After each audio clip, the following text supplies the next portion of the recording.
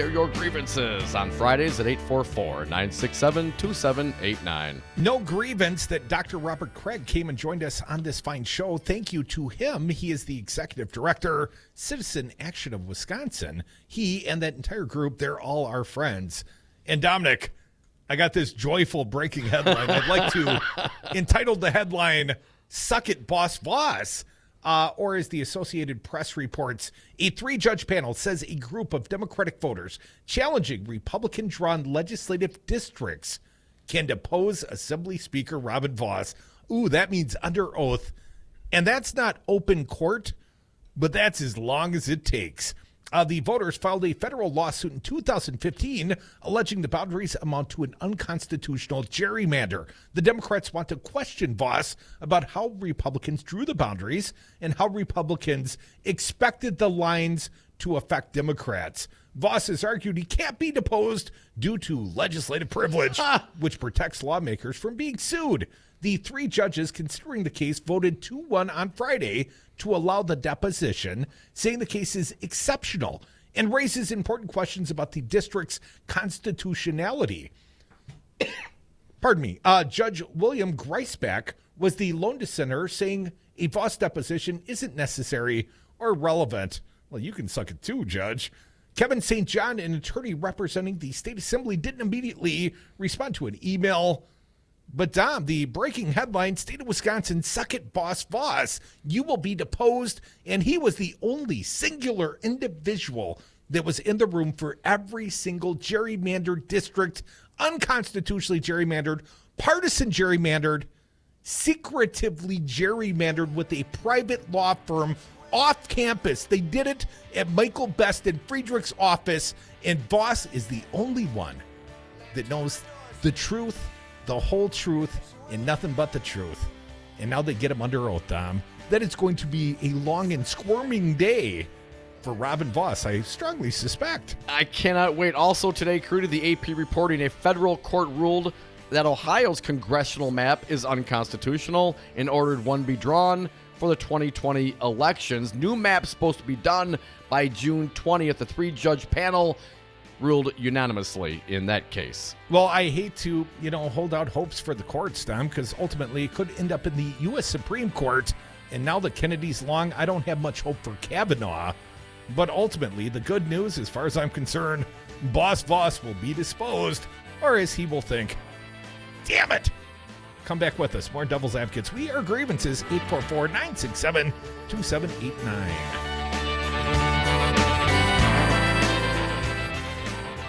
If politics is boring, you're doing it wrong. Check out more at domandcroot.com.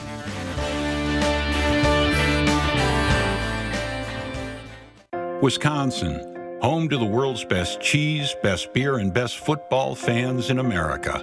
But unfortunately, Wisconsin is also home to something else. Tens of thousands of citizens who just can't afford health care. We're talking friends and neighbors struggling to take care of themselves and their families. Many working long hours, or sometimes 2 jobs, in industries like retail, construction, childcare, and agriculture. Jobs that don't always offer benefits or pay wages high enough to allow someone to afford coverage on their own. That's why it's time the legislature fully expanded Badger Care for people making less than $8.50 an hour.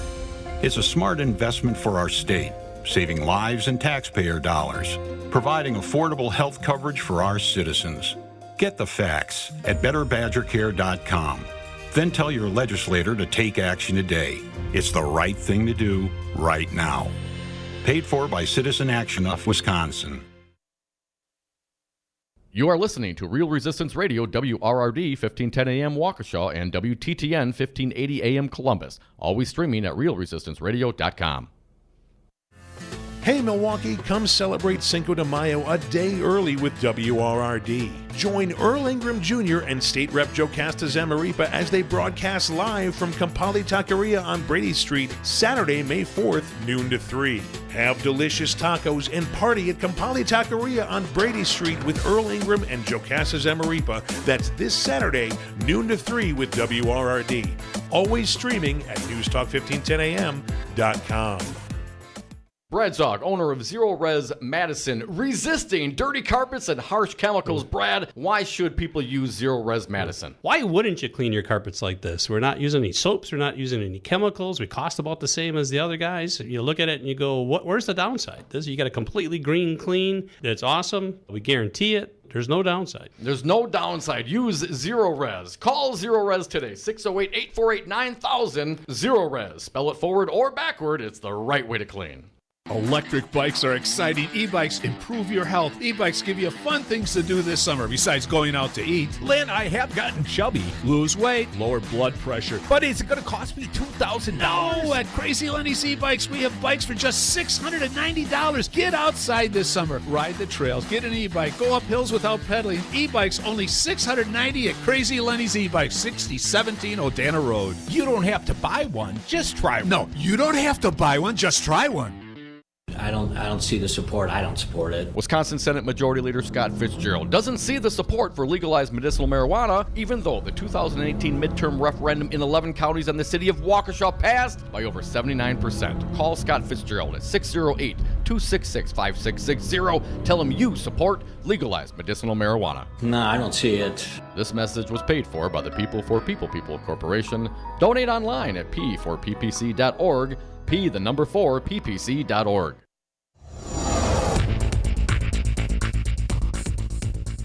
For 1510 Milwaukee and 1580 Madison, I'm Stu Daniels with your headlines. Wisconsin Attorney General Josh Kaul filed motions yesterday with the state Supreme Court in two high-profile environmental cases. One case focuses on the power of the Department of Natural Resources to regulate wastewater from large-scale dairy farms. The other case involves regulation of high-capacity water wells. Republican lawmakers opposed the Attorney General and the DNR in both cases. Outside tonight, mostly clear, lows around 38 degrees. Tomorrow, sunshine, highs in the upper 50s in Milwaukee, upper 60s in Madison. Then Sunday, mostly sunny with highs in the upper 60s in Milwaukee, low 70s in Madison. You're listening to WRRD and WTTN.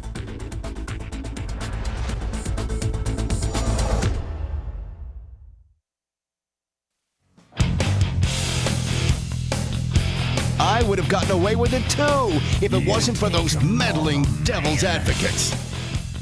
Welcome back to the Devil's Advocates Radio Show, the Friday happy hour. Dom, it continues. And I got a little op-ed piece at the Cap Times. We missed this one earlier this week. It's Friday. I think we should share it now. Cap Times editorial, the beclowning of Robin Voss and Scott Fitzgerald. Right from the title, I like this piece, Dom. Boom! It's no secret that Scott Walker played the fool in what were generously referred to as negotiations with Foxconn, the multinational corporation that reached a sweetheart deal with the former governor in 2017. Walker locked Wisconsin taxpayers into a semi-permanent relationship with a controversial company that has been plagued by news reports about how it treated workers poorly. I hear they do that at WRRD, too. Harm the environment.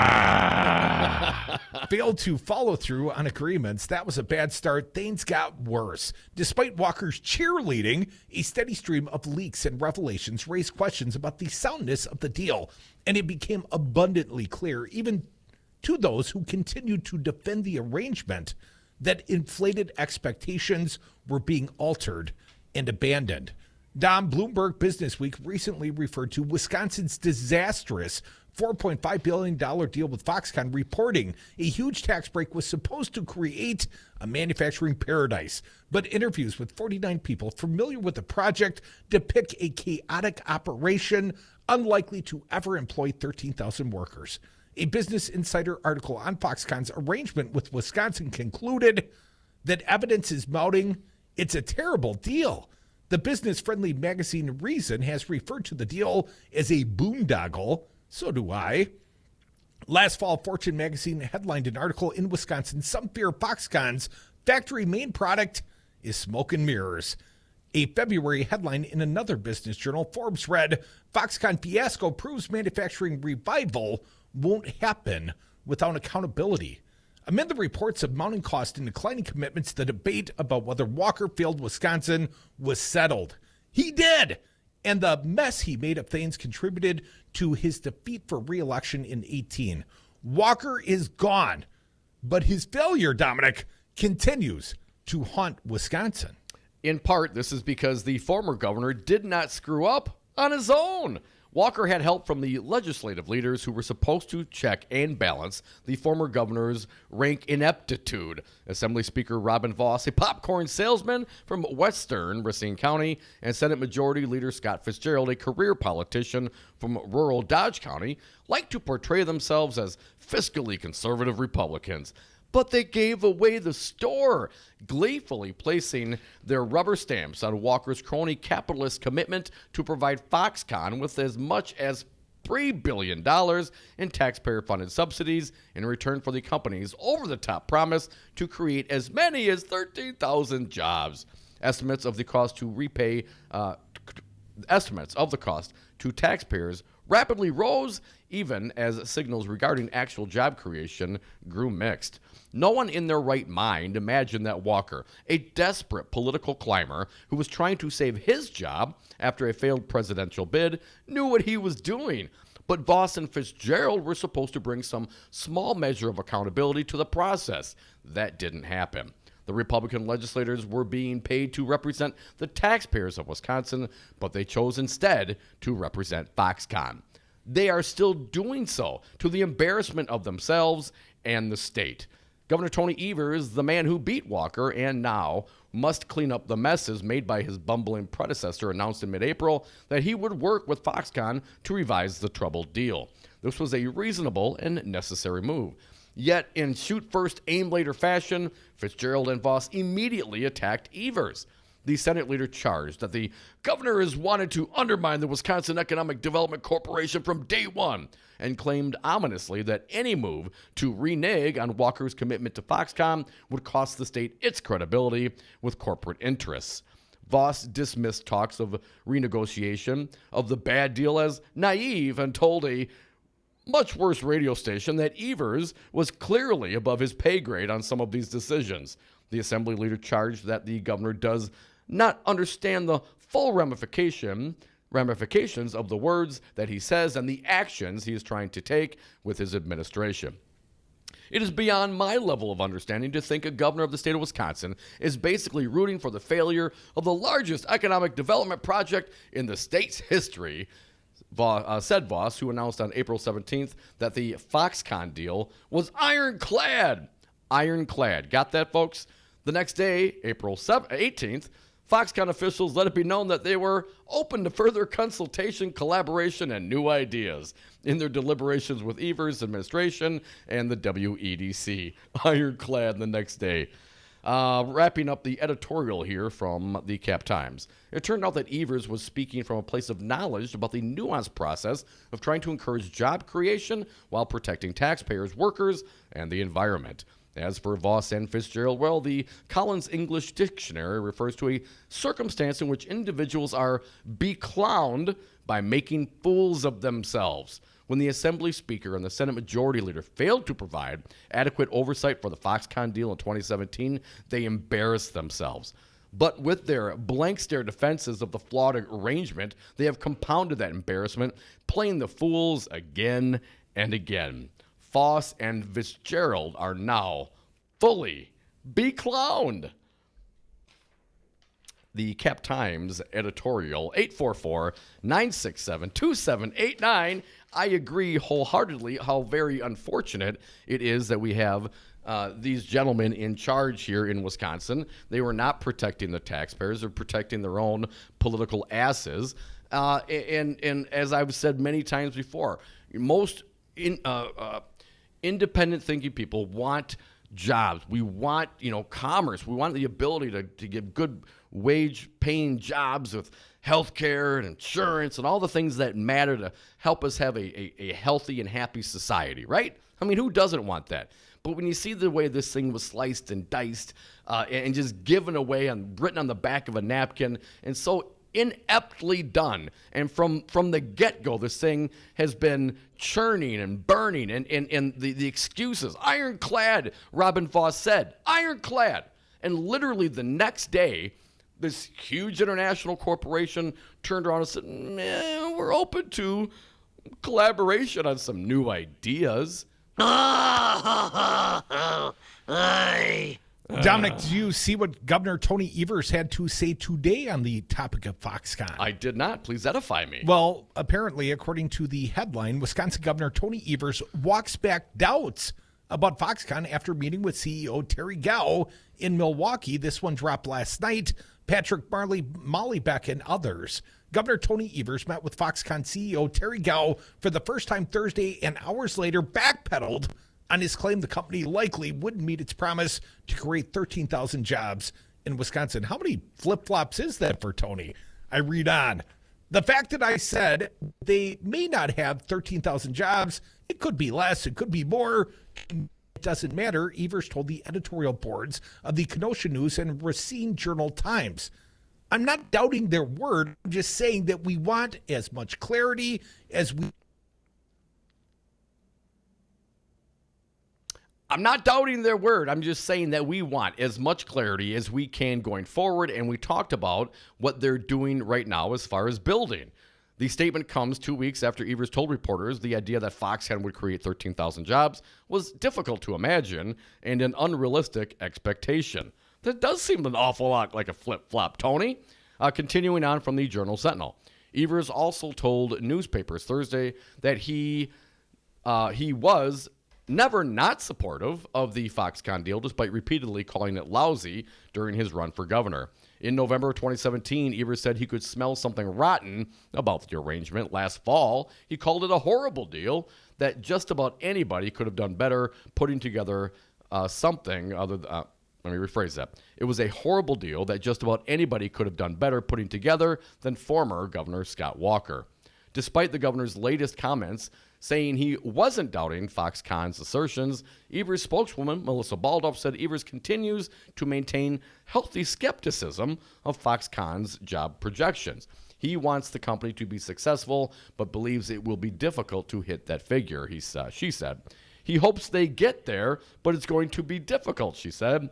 Go flew to Milwaukee after meeting on Wednesday in Washington with Trump, telling him Foxconn plans to build the massive display factory and research complex in Mount Pleasant remain on track. Again, according to the Nikkei Asian Review, we went over that yesterday. The publication said Go, who plans to run for president of Taiwan, also discussed his candidacy with Trump. Great.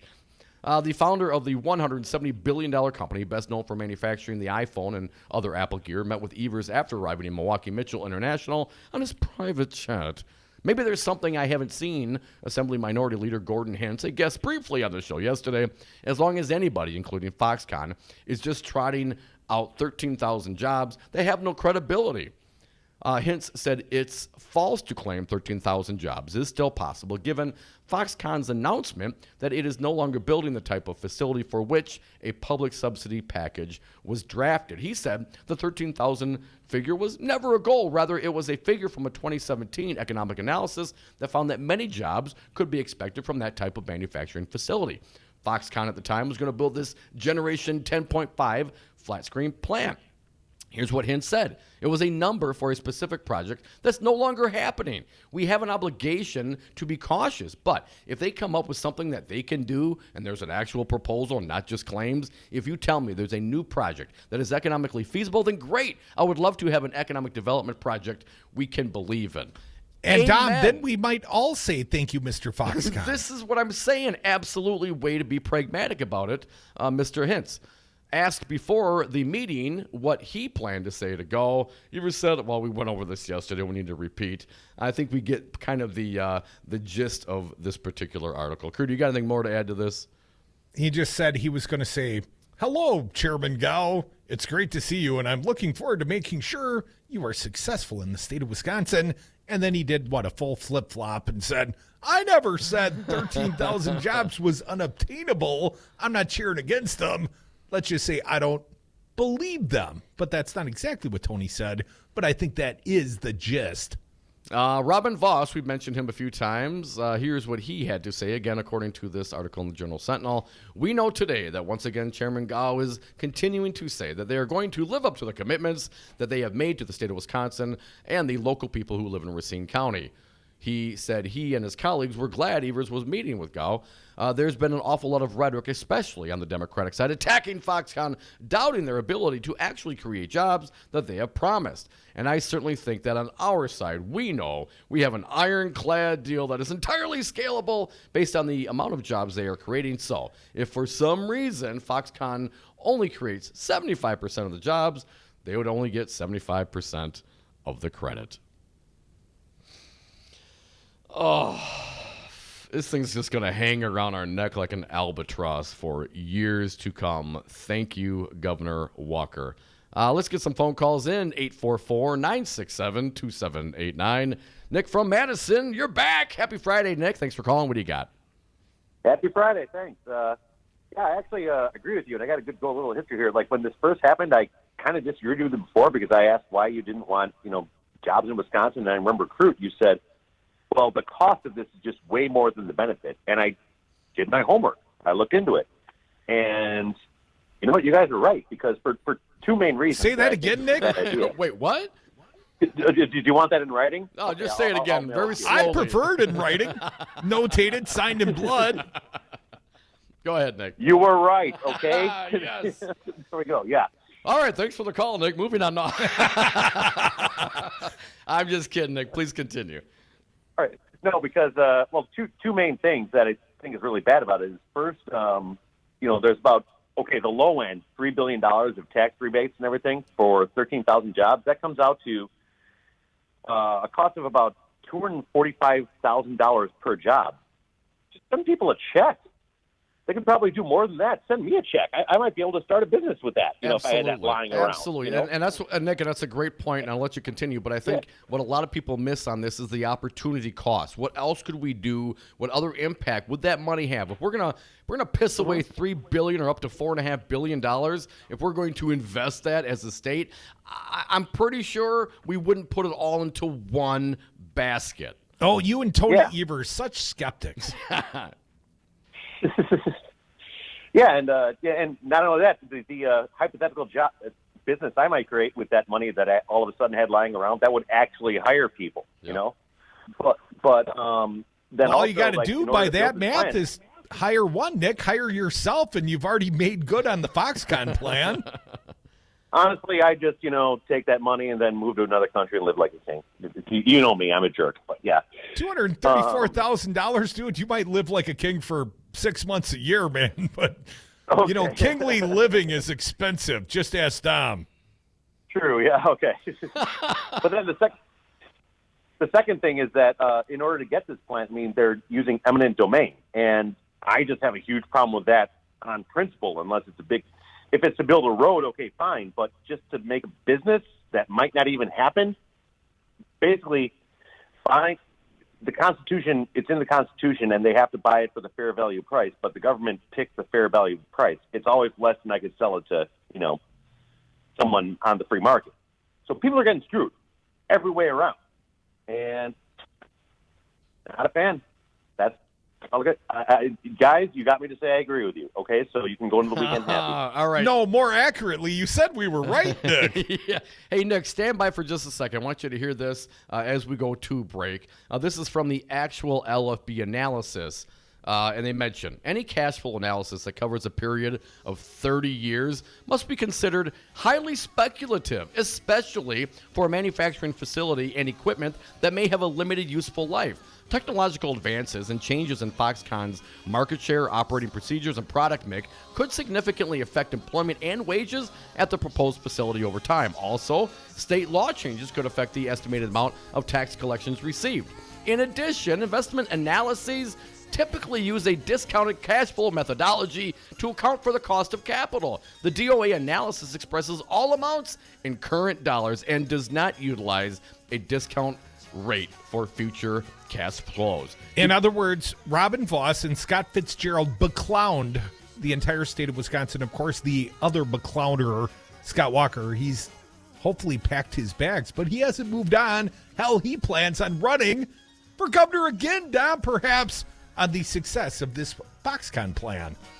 844-967-2789. It's Friday. It's the last segment of the day. Coming up next, dial the phones. We'll take them. Air your grievances at 844-967-2789.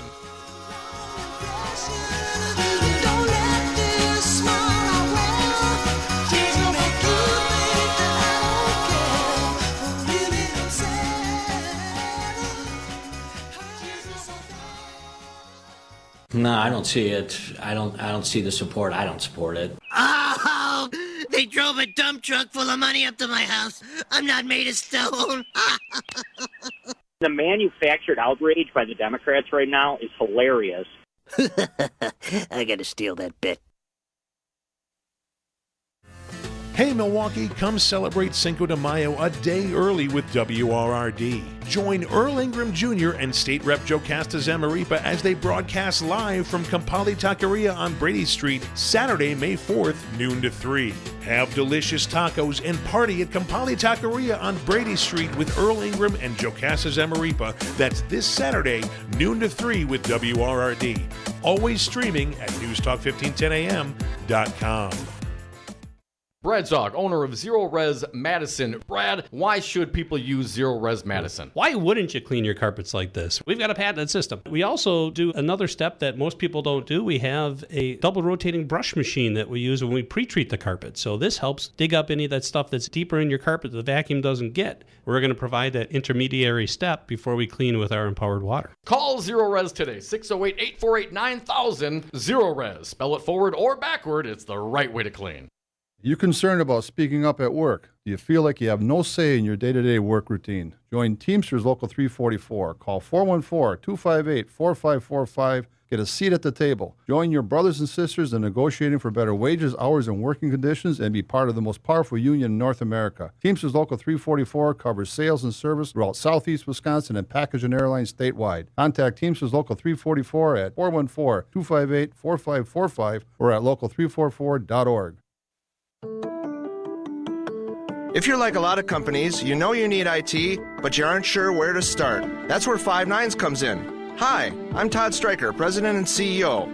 For almost 15 years, Five Nines has been providing IT solutions to companies just like yours. We'll show you the solutions that are right for your business and give you the roadmap to success in the future. Find us at fivenines.com. That's the number 5, NINES.com.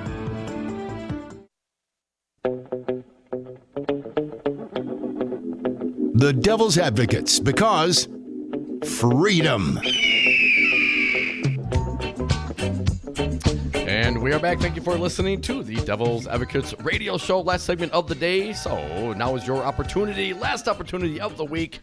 Tell us what you think. 844-967-2789. Be like Joe from Stevens Point. Hey, Joe, welcome back. What do you got for us? Hey, I know it's Grievance Friday or however you title it, but you know what? I think in this case, it's got to be Shout Out Friday. I love the Dr. Craig segment because you guys know the conversations that happen here. You know, that healthcare is just my number one issue. 600,000 people are going bankrupt every single year. Many of them have insurance. It's Trump insurance. It's junk insurance. It's junk hot dogs. It's all that stuff. And, you know, you divide that by 50 states, it means somebody really close to you is having their life devastated. Mm-hmm. And I appreciate you guys having that on. It's elevating that discussion, but it's one that people need to have. So, but, Joe, what are you going to do about it, man? Are you going to get on the phone? Have you been calling Alberta darling? Have you called some of the lawmakers, some of the Republican senators from your neck of the woods? You know what? Yeah, that's Oh, come on, Joe. I assume that's a bad line and you didn't purposefully hang up on the Devil's Advocates. Nobody would ever do such a thing, Michael. Well, I remember the day Trump hung up on Vicky McKenna. That was kind of funny. And now she's kissing his ass, right? Like all the righties do. Oh, no, Crudy, let's, you know, we want to be fair and balanced here, right? Let's throw a little love to Robin Voss from the Fox6Now.com. Wisconsin Republican Assembly Speaker Robin Voss says he hopes to find a way to reach a deal with Evers on a limited legalization of medical marijuana. What? Why does Robin Voss get to decide what my medicine or your medicine or some epileptic kid's medicine is? What qualifies him to decide what limited applications there will be for medical marijuana? He's Robin Voss. He's a popcorn salesman. Voss on Thursday said Republicans won't go along with Evers' more expansive proposal that also includes legalizing small amounts of recreational marijuana. Republicans plan to kill that proposal, which Evers included as part of the budget. Instead, Voss said he hopes the issue can be discussed separately this fall. He says, hopefully, we can find a way to get to yes. You mean like 83% of Wisconsinites are already at a yes on legalizing medical marijuana? I mean, come on, Robin Voss. First and foremost, CBD, they legalized CBD but offered no means of distribution. The young lady, the girl with the seizure condition, was a Robin Voss constituent. She's dead now. She never got her medicine, Robin Voss. Who are you to decide what God made you the decision maker on other people's medicine? It's a hell of a question, Crudy, and I'm glad you asked it. Voss has long supported limited legalization for chronic medical conditions. So he says, but as you mentioned, one of his constituents passed. We could be there by now. We could be there already. Has the world ended since CBD was legalized? Seems like lots of people are doing lots of commerce. Go see our friends, the Siemensons, out at the Hemp House in Deerfield. They do a fine job helping you find the right dosage of CBD for you. But not so many years ago, this was illegal. Hemp was illegal. It's not even marijuana. It doesn't even get you high, and Republicans are so scared that it's got a five-fingered plant looking. It looks like a marijuana leaf. It's bad. Reefer it's the madness. devil weed. It'll drive you crazy. Crazy, I tell you. You know, there is more and more research every day coming out. You know, not here in the United States. It's very difficult to do research on medical marijuana. But Israel, overseas, they're doing research constantly. And you know what they're finding? Given the option, people on opioid painkillers often opt out. They're looking for an an off-ramp. This isn't a slippery slope to opium use or opioid use. This is an off-ramp from opioid use. And the medicine, the journals, it's becoming clearer and clearer every single freaking day that these Republicans are basically holding people in dangerous circumstances where they have no options except for opioid pain relief, and they end up dead. Robin Voss doesn't care. His constituent ended up dead too for lack of epilepsy treatment. Thank you, Dr. Robert Craig, Executive Director, Citizen Action of Wisconsin. Thank you all for listening. It's Friday. I guess I got a few more grievances. I'll have to air them next week. Have a great weekend, everyone. Stay tuned for the Dawn of the Resistance with our pal, Maggie Dawn, coming up after the break. I got a lot of problems with you people. Now, you're going to hear about it. A bit snitty. Brad Zog, owner of Zero Res Madison, resisting dirty carpets and harsh chemicals. Brad, why should people use Zero Res Madison? Why wouldn't you clean your carpets like